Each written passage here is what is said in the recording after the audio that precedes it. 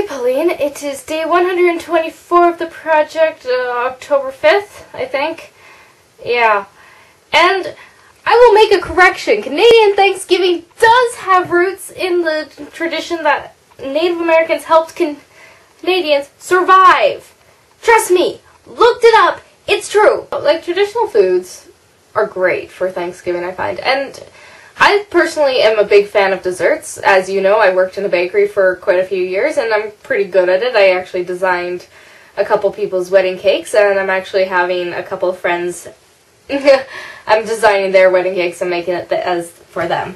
And that includes one girl who is celiac, which is crazy, and I don't know how I'm going to do it yet, but that's okay. I have at least a year to figure that out, and that's okay. I can deal with that.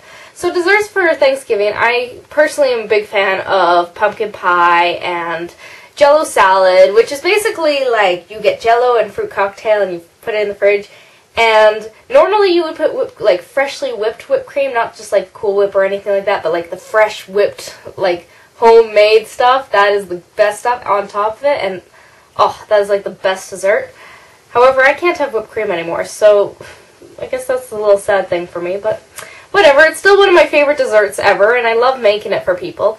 And I love butter tarts. Butter tarts are amazing, especially if you have like just the right amount of alcohol in them, just to like add a little bit at the end. Desserts are just something special to add at the end of your meal and to really have a different flavor on your taste. And there's so many great desserts at the end of a meal that you can just really enjoy it. Like, a lot of people think about cakes and pies and stuff like that.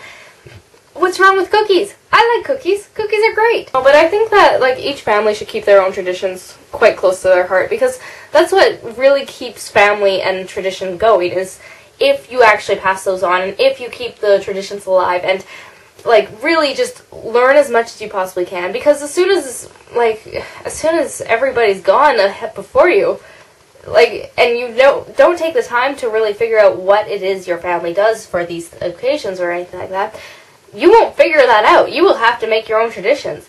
Like it's a tradition for my family that my sister and I always cut up the pickles and eat about half of them before they actually go out on the table. But that's because we loved pickles, and that's just a little tradition that we've started. And it's a great one. I personally think it's such a great one.